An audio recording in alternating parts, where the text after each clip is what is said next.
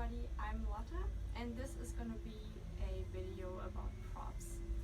I just love props, that's why I really wanted to show you what there is to props and why to use them, because I didn't think, originally I thought, well, why use props, right? Like, if you're a good practitioner, do you really need them?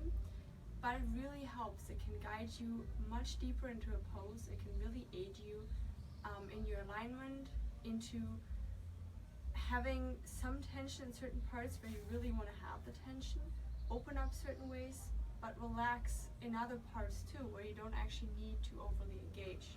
So this can be useful in your normal yoga asana practice, and definitely in yin and restorative. It just makes it much more comfortable. You don't really want to be in a pose where you're like, well, I'm here for 5 minutes, but it's kind of uncomfortable. And that's why props are there. And I'm just going to show you the 3 main groups, I'm going to call them. So we have blocks, we have bolsters, and we have straps. And I'll just call it issue. My issue with, for example, yoga blocks is that I find them kind of expensive. So we made our own. That's from a broken bed frame. They're not the same size as you can get them in the store, but you know, they work. And other things you can use for blocks, for example, would be those little Tupperware boxes you put your lunches in, or books, especially with a hard cover. Any little boxes or anything that can support your weight and is like in a rectangular shape you can put your weight on. There can be so many options. You probably, if you look at your home, you probably have, for example, a toilet paper roll, or pots from your kitchen. They can be anything. It might be weird, but it works. And then for straps. So if you don't have yoga straps, that's, for example, a resistance band. You just have to be aware that this, you know, like bends a little bit, so it's not as hard. But you can also use a dog leash, a garden hose. You could use a towel, because you know, you can make that into a roll and use it just as much as a strap if you had something like this. So you probably have one of those at home. And then when it comes to bolsters, well, we were lucky, we found some foam, I made some fabric on top, so we made this ourselves. But you probably have like a couch cushion at home, or anything small like a pillow where you sleep on. You might have a carpet. You could use, for certain things, you can use a second rolled yoga mat. But yeah, carpet would be good. Towels, or you could even, let's say you wanted to make a little incline, which I'll show you later. You could always use something hard, like this, and then prop something soft on top. Let's say I want some height here, I'll put 2 blocks or 2 books or whatever. That's kind of hard, and I'll just put something soft, like a blanket or a towel on top, and boom, I have my incline. And I didn't need to buy any expensive yoga props. Alright, so I'm just going to go through a couple poses. One that is very important, I think, is that some people find this pose, just your normal cross-legged seat, kind of uncomfortable, because we're really trying to get our spine straight, right? Like, we don't want to hunch with the back or anything, and that can be really hard to tilt the pelvis for some people. That is why you can just put the block here and you get your spine really nice and elongated. You can use this for meditation, or if you just like to sit like that.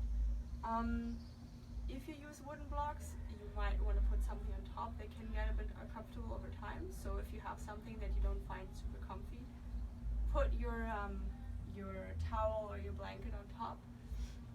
But this is really nice. And then, while talking about elongation of the spine, I'll show you 2 different versions. So if you move into your half splits, right? That's your half splits, and we're always trying to have the back sort of straight. So I'm already trying really hard to make that happen, which is probably not looking too bad right now. But now, if I place my hands on blocks here, I can really get my spine straight. So I don't have to worry about that because I know this really helps my spine stay straight.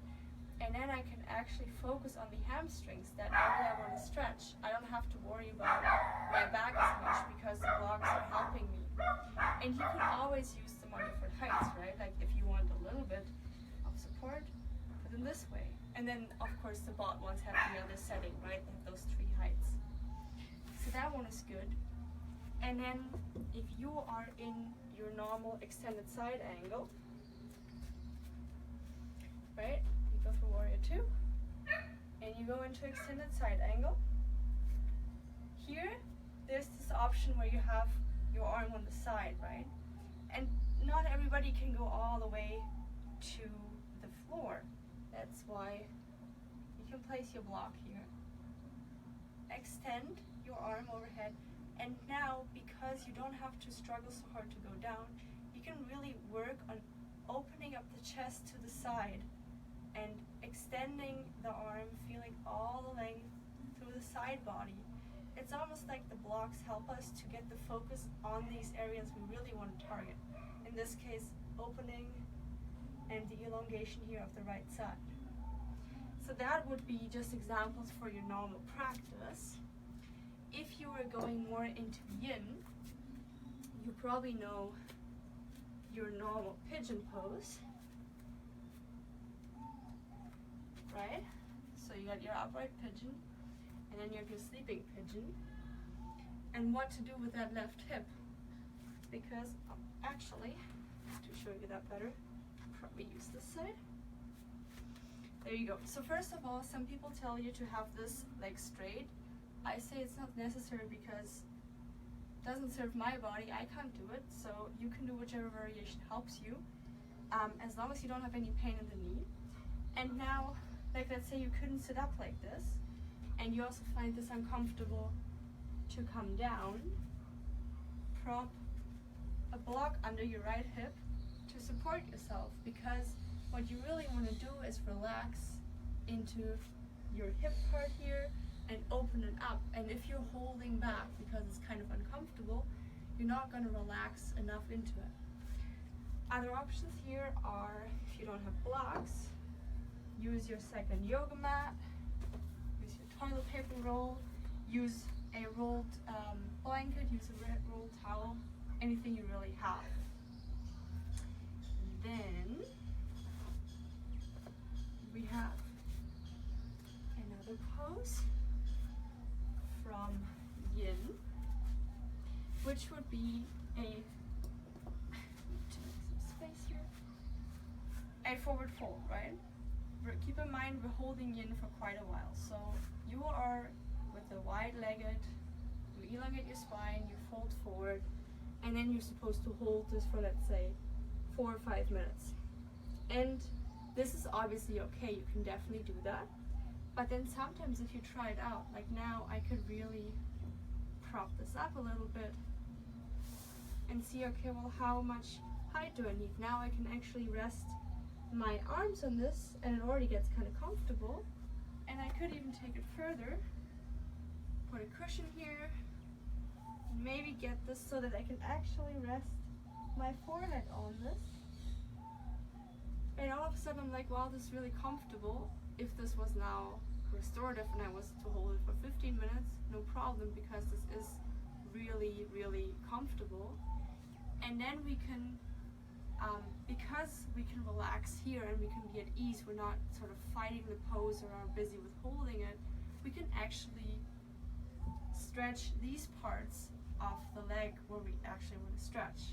So I always think that it kind of like frees our mind from sort of like holding and lets our mind focus on the areas where we actually want to stretch and hold. Another one that is interesting is bridge pose, which you probably know. So you're just in your normal bridge pose, right? You could hold this for quite a while. But if you were to make this a yin or a restorative pose, you could just place, because my blocks are kind of tight, skinny, I need them to be two.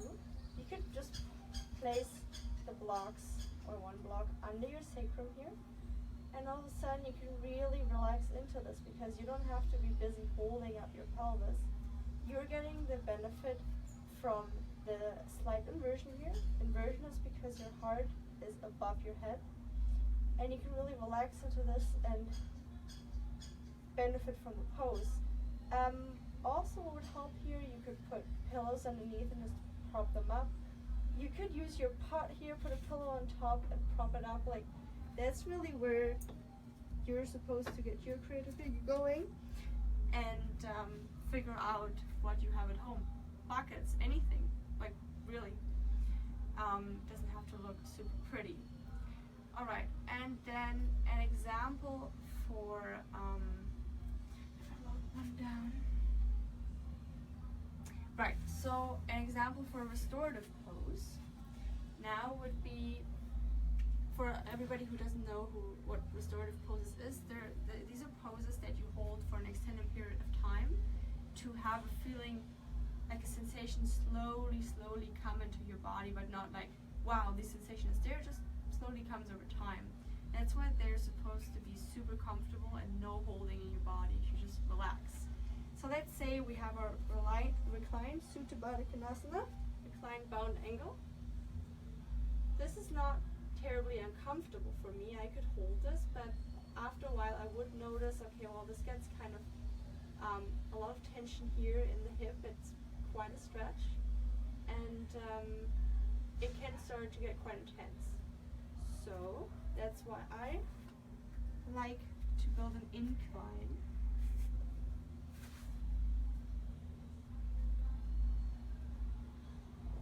So this is here one yoga block on the taller height and one on the lower. But again, you could put anything, really just like one a bit higher, one a bit lower. I also was thinking, so we don't have a couch, so I couldn't try it out, but I think you could also lay your bolster, the high side, onto a couch and just put something underneath to sort of prop up the middle, and then you'd have an incline as well. Like, you can really play with it. Or you have maybe a lower chair or like one of those boxes for something, like a decorative box. Put this side on whatever you have, and then just let it go down. Works greatly. And then you come close here, and you're already like, oh my god, this is so nice. And then to support under your knees, well, first of all, you don't have to go make your diamond quite as close. You don't have to keep your feet super close to your pelvis. So you can make that a little bit more relaxed.